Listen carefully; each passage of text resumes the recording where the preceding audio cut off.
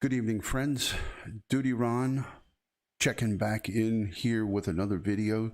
And tonight we're going to talk about day 3 of the Andy Morrman, Suzanne Morphew search over in Salida, Colorado.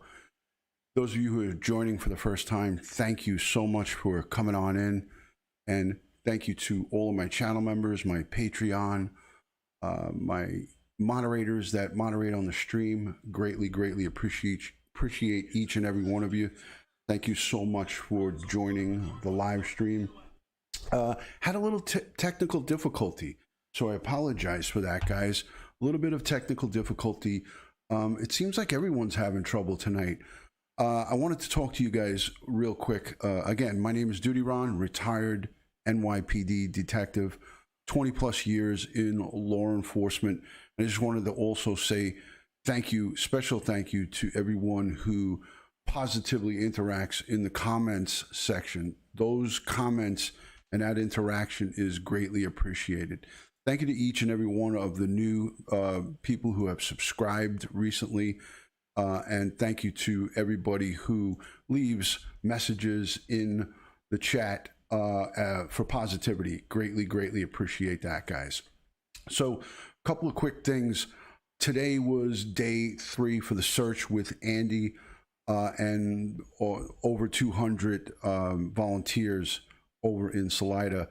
There were some positive results, but there was connectivity issues on the Profiling Evil channel. Mike King and Chris McDonough had a great connection, but Mike was out in the mountains and Andy couldn't get a signal. It was really difficult at best.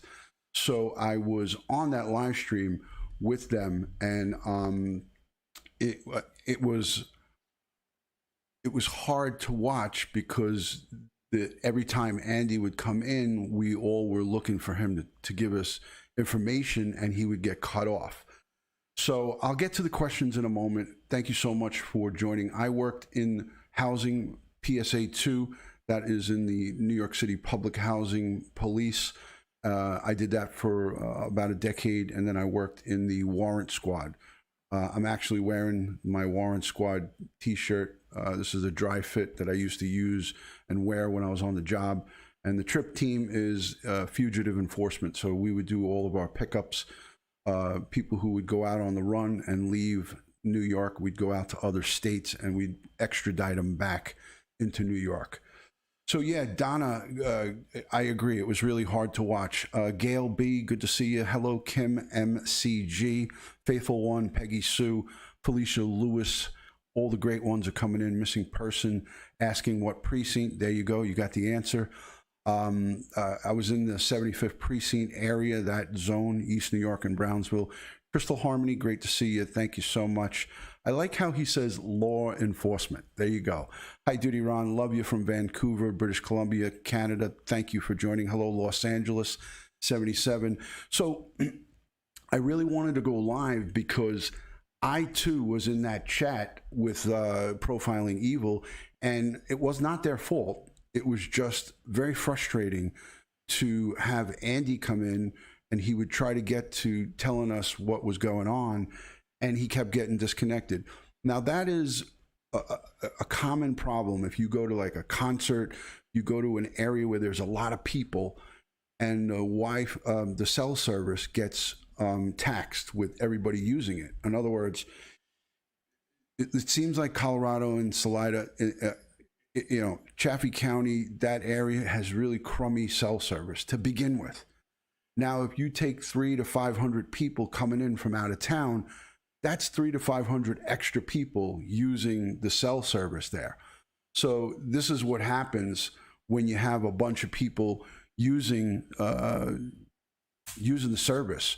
And it's not something that's uncommon because it happens quite often.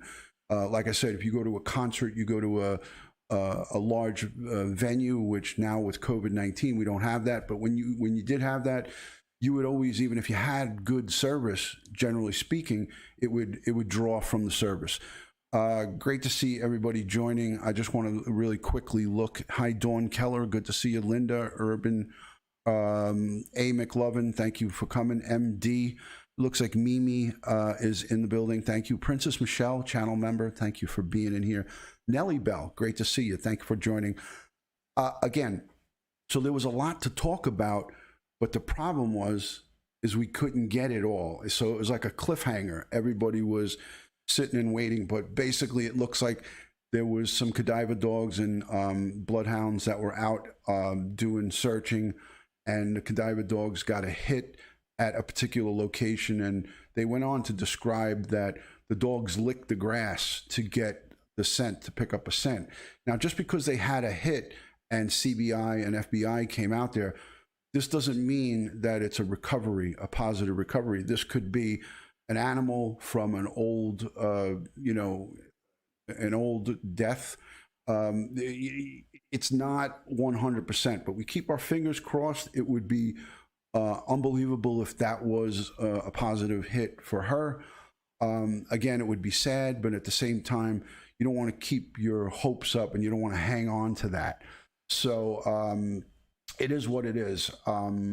So I just wanted to let you guys know that, you know, it's always good to have hope and to be positive, but it's, you know, again, this is something that will be very interesting to see the outcome of that come tomorrow. So now Andy, Mike, and Chris agreed that tomorrow they're going to give, he's going to get to an office that has really good Wi-Fi. Andy Morman's going to go. Somebody was generous enough to donate their office space to Andy for the live stream tomorrow. So you guys are going to want to tune in to Profiling Evil tomorrow night, because Andy is going to be in a good setup where he's going to have strong Wi-Fi, and that's going to help with everybody getting information. The drones were up. He confirmed that, I believe, on that live stream. The drones were up today, and they covered quite a bit of ground. So that is exciting, to say the least. We want to stay positive, and the message I want to send to you guys. Here's something that I saw from, you know, there was 3,000 plus people in Profiling Evil's live stream. This is about love for Suzanne Morphew, for her family, for the daughters, for her Andy, for her brother, her you know, her older brother. The love that you guys are all sending out by being in those chats is tremendous. But we have to try to grab a hold of ourselves and not be selfish and say, I want, I need. It's just human nature. And I understand it. But as a law enforcement professional, as a retired detective, you have to sometimes wait for it to come. You can't, the answers to all of our questions cannot always be answered. And we have to be patient. I saw a lot of people in the chat saying, hey, we want to hear Andy. Mike, could you be quiet? The guy is facilitating this whole process. If it wasn't for Mike and Chris, we wouldn't have Andy available to us. We would just be hearing Andy Mormon from the news reports that he did. So we got to also always reel ourselves in and say, hey, wait a minute. Human nature is we want to know, and we want to know now. But you gotta reel it in sometimes and understand that these guys are facilitating this extra information for us, and they're helping Andy do an honor for his sister. So that's what we have to. This is what we have to. You know, we got to kind of grab ourselves and you know, listen. Chris loves to talk. He's a seasoned retired homicide detective. Mike, same thing. Me too. I could sometimes get a little, you know, listen, I have a YouTube channel. I sit here and talk to you guys all the time. So we have to understand that we're here to be a cheerleader for Andy, for Suzanne Morphew's brother. We're not here to question why his daughters aren't on the scene, why Barry isn't there. We know why Barry's not there. But, you know, the daughters could be shy people. They could be scared to talk. They could be, you know, like my wife. I was telling a story to my friend. Like I was talking about this to a good friend of mine who's not a cop. And I said to him today, I said, if God forbid I went missing, My wife is so frightened to talk in front of like an audience. Forget about an audience. If there's family there, she can't like even make a speech at like a birthday. That's how camera shy she is. So I think that somebody else would have to step up and talk for her if, God forbid, I went missing or something happened to me. I wouldn't want someone holding that against my wife because she loves me dearly. We're married and we're together 30 years. I've known her almost 40 years because it was 9 years before we got married. We dated for 9 years. So, I mean, it would hurt me to know that someone was saying something like that about my loving wife, only because she's handicapped in a sense that she doesn't like to speak in front of a crowd. So it could be the situation. The girls could be scared of the big stage, and they're just really shocked and disturbed that their mother vanished off the face of the earth. So take that into consideration when you make comments like, you know, why aren't these girls there? They're going, they're, you know, they're this, they're that. It's not a good look. It's not a good look. Just a little bit of advice. So I thought I'd take us right back to the beginning, to right after May 10th of 2020. About a few days later, I think it was like 3 or 4 days later, might have even been 5 days, the Chaffee County Sheriff made a press conference. He held a press conference, and we've gone so far with this, with the dig at the property where Barry worked, where the house foundation was dug up, the searches, the candlelight vigil in Indiana, in our hometown. There's been so much that has gone on since then. I thought I would just bring us back today to the beginning and let you guys listen to what the sheriff said at that press conference. Now, it's not all, it's information that we've already heard, but I think it will reel us in and let us come back to almost to day one and how shocking this was and how it really rattled this small town. The Chaffee County Sheriff's Department is not a big police department. They're not New York City police. They're not LAPD. They don't have a lot of people. So let's reel it back in and let's watch what he has to say here. I won't play the whole thing, but I'll just play the meat and potatoes of it. So if you would listen in. Missing person on Sunday, the 10th. Her investigation still remains the top priority of the Chaffee County Sheriff's Office, and it is a missing persons investigation. Being that it's a top priority with the Sheriff's Office, we've solicited the help of many local and law enforcement agencies, but we've also solicited and received the help of the Colorado Bureau of Investigation and the Federal Bureau of Investigation, and they are here now and they're actively working with us on this investigation. We've spent countless hours searching for Suzanne, and I want to thank everybody that's been involved in the investigation, but I also want to thank the community and even our social media community. We have pictures that have been published, and the top priority in this is to find Suzanne. And so I want to thank everybody for the cooperation we've been getting, and we ask that you continue that support. We've started a tip line with the assistance of CBI, and I want to give you that tip line number right now because that's kind of our lifeline for this thing. And if anybody has any information, whether you think it's little or big, we encourage everybody to call that number and give us that information. And I'm going to give you that number right now. We have no sound. Tip line number is 719-312-7530. Yeah, I'm hearing it. I want to give you a little brief recap of what we've done since we received the call of Suzanne's disappearance on Sunday. This was May 15th.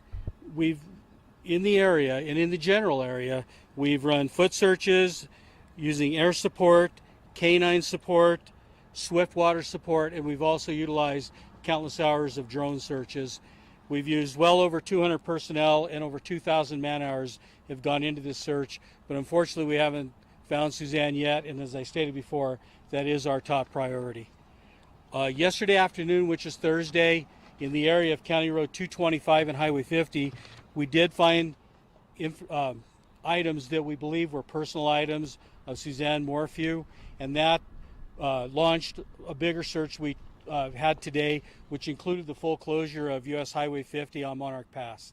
In that search, we used today well over 90 searchers that are well-trained individuals from both our local agencies as well as the FBI and CBI.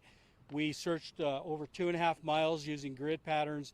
Unfortunately, we found no other items in that area at this time. We're in the process right now of reevaluating where we are with the information we received. And I want to let everybody know that we are receiving information, and so we're constantly reevaluating that information, and based on that, it'll determine what our actions are tomorrow searching. However, I want to remind everybody that while we're doing this, the investigation continues. Okay, so as I said before, this is a top priority of ours, and we're working very hard on this. Once again, it's just so important to thank everybody for the outpouring assistance we've gotten. We've gotten a lot of requests from the community for volunteer searchers, and we really appreciate the assistance. However, in this type of an investigation and search, we're using trained personnel, and so we have to tell these people we're not accepting this help, but we do appreciate the offer. So I want everybody to. And we could see that that has changed some 4 months later. He was basically saying, we are not accepting any private search people. So it is a whole different story right now. So this was May 15th, over 4 months ago. To know that. Once again, I want to remind everybody that the tip line is 719-312-7530, and we've published many MD, yes, pictures of human Suzanne, remains. so we Ashes encourage would be everybody to take a considered look that. at that, and if they have information, call us. Right now, I guess we'll open it up for questions. If we could raise our hands so we're not all shouting, that would be great. We'll start right there. Can you say what the items were that you found? All right, The this audio question is low was if now. I can repeat what the items were found. Just so everybody knows, I can't offer any information on any clues or anything we found during this investigation. It is an open investigation, and so we can't disclose that information at this time. Yes, ma'am. Do you guys believe she's still alive? The question is do we believe she's still alive? We're certainly hopeful she is. Obviously, as time goes by, it gives us concern, but we're searching as though she's alive, and we do believe she could still be alive. Yes, sir. You gave a tip line. If the community members are trying to search for her, what can they look for? How can they reach out? The question is how can the community help us in the search? As I stated before, the biggest thing that we are looking for is any information that anybody has. If they're in the area on Sunday the 10th, call the tip line. If they see somebody that they think resembles Suzanne, call the tip line. Anything they think is important. It's like we talk about in national security. If you see something you think is suspicious, call it, because you never know. And this is the same case. If you think it's important, call us. We're going to look into it. We have a lot of people working on this, and we're working on everything we can. And we just appreciate any help we can get. Now, was she an avid biker? Was this a normal route that she took that you guys were searching on? That she took every day, once a week, once a month? Question is, she's an avid biker, and if we're searching normal routes. It's my understanding she did bike quite a bit, and we've searched that whole area. It doesn't mean that we're not going to keep searching, but as we expand our search, it's based on what we find and information we receive. So we're not ruling anything out, but we have to evaluate that information on a daily basis. Sir. I know you said about the clues, but we've heard conflicting reports about whether the bicycle was found. Can you tell us if that was found? Question is clues and if we recovered the bike. Once again, I can't comment on any items we found or any part of the investigation. You said earlier this week that it probably wasn't an animal thing that was involved. Are you still saying that? Okay, if we're still looking at an animal could be involved. On any open investigation, obviously you don't rule out anything. We've not found anything that would indicate that. However, we're always evaluating. We've been in that area so much, we're always looking, obviously, and any clues we have, we're going to follow up on. How many tips have you received? I don't have that information. However, as far as specific, I have talked to our investigators. We've gotten a lot of tips, and it seems as though they're picking up as the word gets out. Now, I notice on our Facebook page alone, the sheriff's office, we'd reached close to 500,000 people. That's important. That's a lot, and we get those reaches by shares on Facebook. So I encourage everybody, if you get the information, push. So you hear what he's talking about here. Facebook shares, social media shares. This is the importance of people like Profiling Evil, myself, It's a Crime, some of the larger channels that are out here that can get this exposure. And the sheriff just spoke about it here.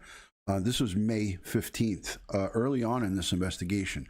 So that's how important sharing and posting and placing it out onto social media is, because all it takes is one person to see it that has information, that has good, valid information, not somebody that has a hunch, not somebody that is a psychic card reader. And no offense to the tarot card reader people. This is not a dig at them. I'm talking about good, solid information that they can go out on and they could do an investigation on and possibly make a recovery or bring a missing person home. So this is what he's talking about here. Social media shares, it's important. That's why I always say, everybody, please share.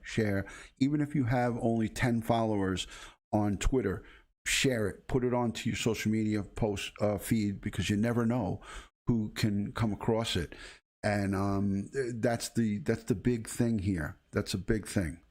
The more people that see it, the more chance we can have of someone who witnessed something nefarious going on that they can recall and then come forward. And I put the tip line in my description in every one of these videos, and I put it out there because it's important.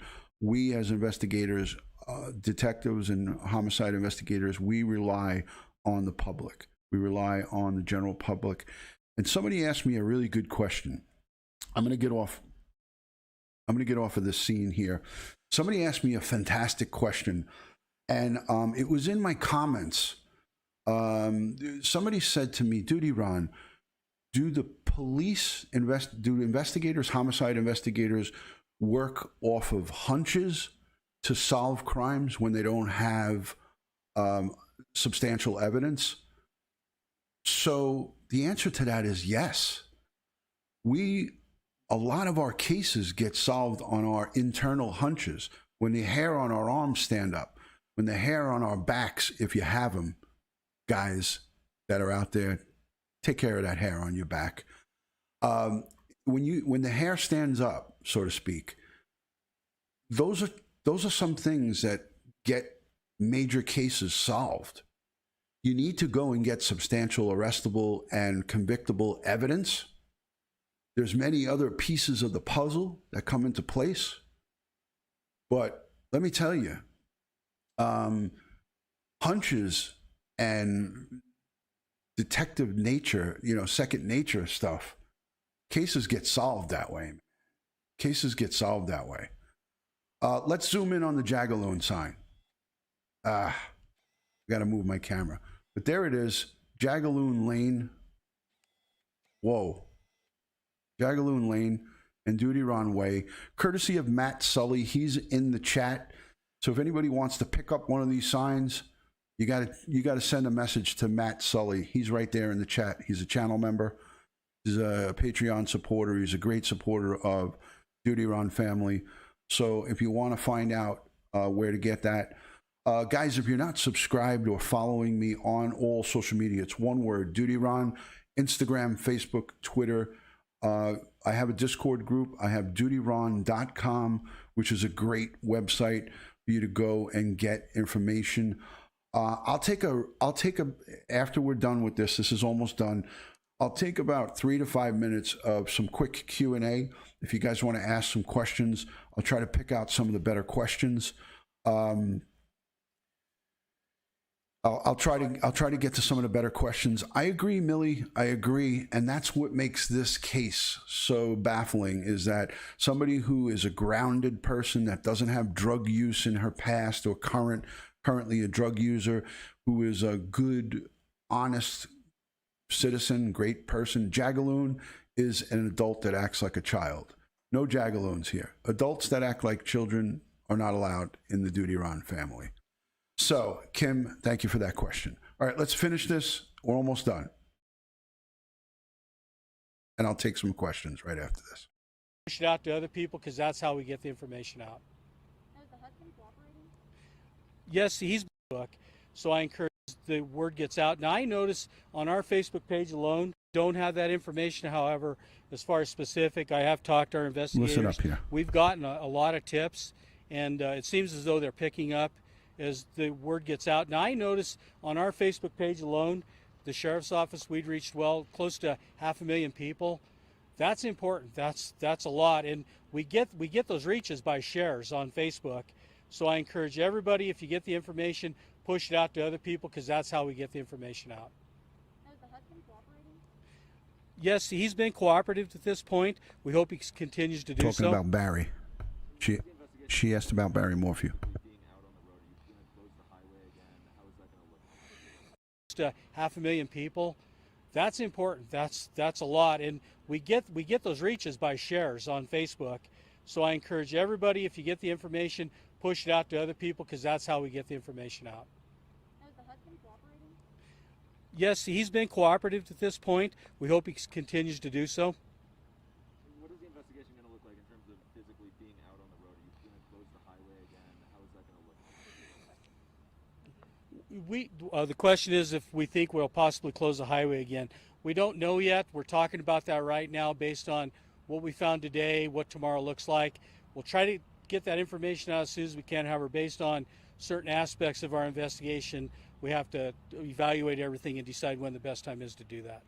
With the FBI and the CBI involved with this, is this being treated as a criminal investigation? It's still a missing persons investigation. However, they bring in a lot of assets that we don't have locally, and they're a great help. So that's the reason for bringing them in. So it continues to be a missing person investigation. We'll do 2 more. All right, so they just asked him about CBI and FBI. They're a small town sheriff's department. They're not big. Chaffee County Sheriff's is not, they don't have a huge amount of resources. So they brought in the FBI and the CBI because they needed them. They needed them to process the crime scene. All right, questions about the multiple hits. I have that information, but I'm not going to give you that information because I don't want to step on Profiling Evil's live stream for tomorrow. I want you guys to tune in for that tomorrow and let Andy tell you guys that. But I did message Mike, and I do have that information. I'm going to keep it in my pocket. I'm going to respect it, and I'm going to let you guys tune in tomorrow to Profiling Evil to get the 411 on the 2 hits. So that was one. That was a good question, though. Andy was trying to get that out, and he couldn't get it out because of the bad cell coverage there. So let me look. Let me see if there's any other questions. But listen, so Chaffee County relies on CBI and the FBI for forensics, for computer forensics, scrubbing computers, Barry's laptops, all of his business stuff has all been subpoenaed. They're not going to confirm that, but I'm telling you that is all already happened. They've already did that.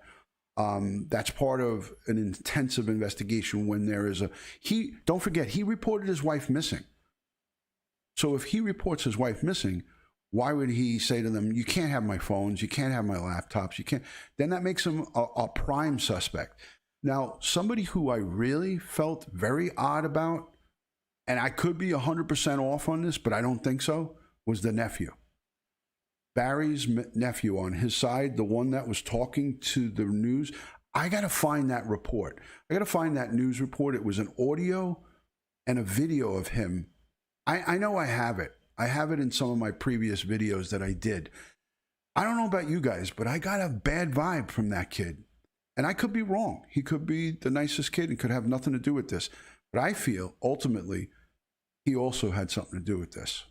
Her disappearance, the way he was talking about her in past tense, and that she was a great aunt, and she was this, and she was that.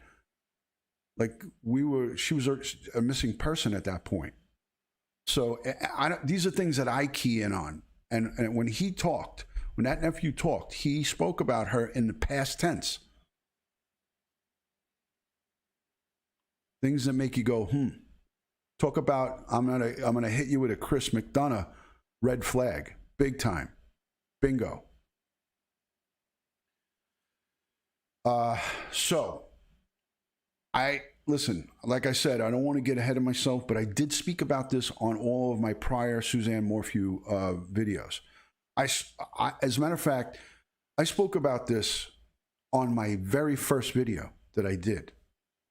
I think I only have 8 or 10, maybe 10 videos about Suzanne Morphew and this case, because there was really not a lot going on. There was not. If you guys remember, before Profiling Evil and before everybody started speaking about this case, it was like crickets. It was crickets coming out of Chaffee County. So I definitely feel that. And I could tell you this through experience with many, many homicide investigations that I've been involved in. Some of the scenes of the crime, some of the criminals who committed the homicides or the attempted murders or some really bad crime scenes, I personally, 2 times, have arrested the actual shooters at a shooting where people have been murdered. We get a call from a 911 anonymous call that the actual shooter, a witness, we were in housing projects, big tall buildings, and it was in a courtyard by the basketball courts in between the buildings. Some woman called 911 and said the shooter that committed this crime is there. And when we apprehended this guy, he said, I wanted to come back and see my crime scene that I created. So sometimes these criminals, this sick criminal element, they're so perverse and so sick and demented, they want to come back to the crime scene and see the job that they did and see the horror and pain that they inflicted on the community, on the families. So, coming back to the scene of the crime is not an uncommon thing with murderers. So, Millie, Molly, Mrs. T, I'm not going to get into that because that's really not going to help solve this case, but a very good question. That's things that make human beings tick. We want to know those answers. I'm not going to answer it because it would be my speculation. It doesn't help bring Suzanne Morphew home. All of that for me, and I'm just thinking from a police standpoint, is irrelevant. I don't care about why he wanted to start a GoFundMe. And that's just me. I'm not poo-pooing it. I'm not putting anybody down. But, I'm here to give you, you're asking me these questions. I'm here to give you what my thoughts are on that.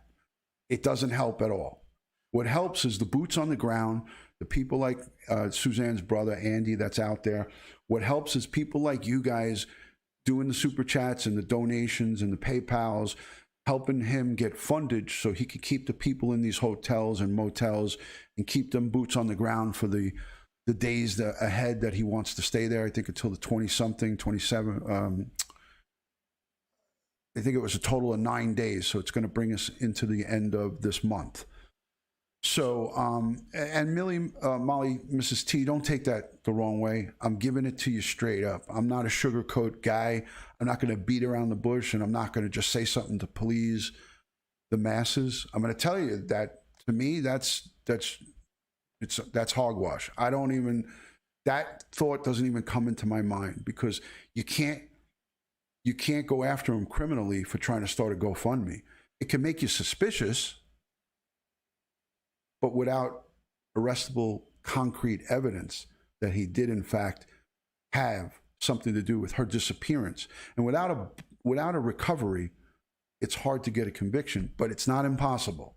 There are still cases, and I can rattle some of those cases off, where there's been a conviction in someone's disappearance without a body. Look at Fotis Doulos. Look at what was happening with him. They never found his wife, but they were looking he was going down for it, and that's why he killed himself. So that's one major case that we can note right here that was somebody who's going to get prosecuted without a body, and others. But listen, so thank you to all my new subscribers and all the people who come in for these conversations. These are important conversations to have. But the most important thing that everybody here has to understand is the people like yourself who can't help solve this crime. You could be cheerleaders for Andy and all the volunteers. You can be cheerleaders for Mike and Chris and all the creators like myself. You guys are cheerleaders for me. I appreciate that. We have to understand that we're limited in our capacities. I'm here in New York. Colorado is across the country. Some of you are out of the country in other countries, Norway, UK, New Zealand, all over the place. What you can do is positively interact, be a good human being. Don't get into that mob mentality where you're being nasty. I'm not saying anybody here is being nasty, but I'm talking about when you see other people engaging in nasty conversations about this stuff on Facebook and all the social, don't jump on the pile. Don't be that person. It's just my advice. That's it. You know, take it or leave it. That's how I choose to live my life. I don't, you know, kick somebody when they're down. I don't prejudge somebody. These are things that we need to reel ourselves in and think about it. You know, because there's real live victims behind this, surviving victims. I'm not just talking about Suzanne Morphew. If she's gone, she's gone. She's in heaven. But a brother, father who's ill, her daughters, her friends. She's probably an aunt, and it's those are the things we got to think about. It's not always about us. Human nature, it's built in. It's in here. This is what we want. We got to reel it in. We got to support Andy, however that may be, whether it's monetarily, and some of us can't monetarily send super chats and all that stuff. But you could give yourself in support and positive energy, positive comments, positive words. That's what it's all about. That's what this social media and online stuff is all about. And keeping her memory alive and keeping valid information alive about the case. I want to go over there just to go and hug Andy, give him a handshake and a hug. But I also too want to be there to search, but I can't be there. So this is the way I do it. And it is what it is. Some people might not like that message, and I'm not telling you how to act. I'm just saying this is how good human beings act. So when you see people jumping on the bandwagon of smearing daughters, smearing other people that may or may not be involved in it, that's when you got to take a step back. So guys, 40 minutes, I'm not going to hold you anymore. Day 3, go to Profiling Evil's YouTube channel. I'll link a description to their channel down below. Most of you know them already, and I appreciate the support, the super chats from the past, the Patreon supports, the channel members, the positive interaction. All that stuff is fantastic. All right, guys. Let's send prayers out for the family. Let's send prayers and strength for those volunteers that are risking their lives going into the brush, going into the mountains where there's mountain lions confirmed, where there's other creatures and critters out there that may do harm to them.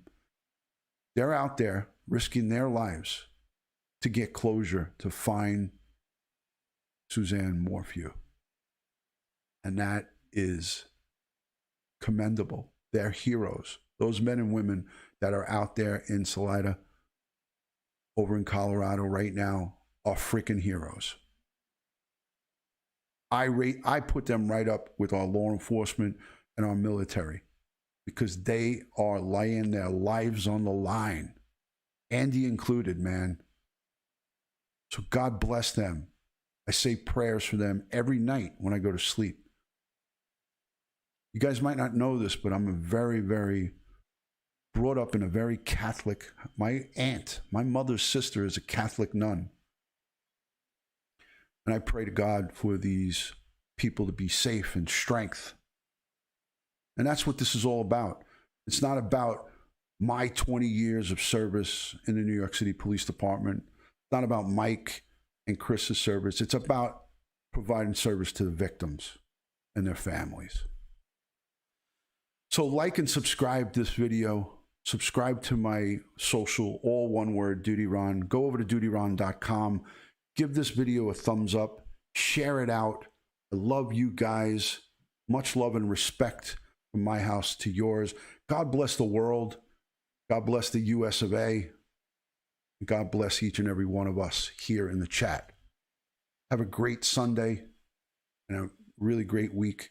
And let's see, we'll see each other, all of us, on Profiling Evil tomorrow for day 3 and a little bit of day 4 recap. Thank you to everyone becoming channel members. I got to say this real quick. Sheila Lundquist, thank you for upgrading your membership. I appreciate that. Thank you, thank you. Guys, good night from New York City. Talk to you soon. Love and respect.